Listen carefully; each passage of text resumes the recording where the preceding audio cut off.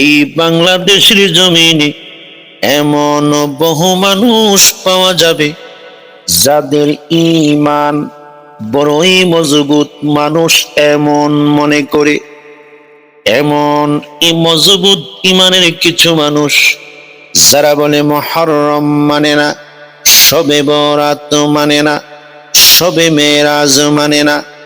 বড় পীর আব্দুল কাদের জিলানী রাহমাতুল্লাহ আলাইহি আলোচনার ভিতরে কোনো ফজিলত মানে না, শবে কদর মানে না, কিছুই মানে না। উল্টো আরো বড় সুন্দর করে তারা বলে আমার নবী এমন নবী যিনি নাকি আমার মতো মানুষ। এই জন্য রে বন্ধু, যারা এরকম কথা বলবে তারা মানুষও নয়, মানুষও নয়, তারা জানোয়ার।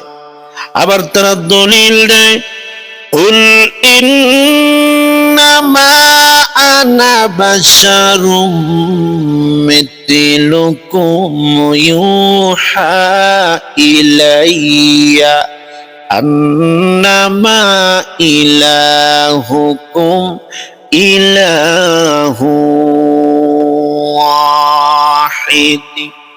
এই জানোয়ারগুলো কোরআন আল কারীম থেকে দলিল দিয়ে মানুষকে বোঝাতে চায় শবে বরাত নাই, মিলাদ নাই, কিয়াম নাই, পরিশেষে বলে নবী আমার মতো মানুষ।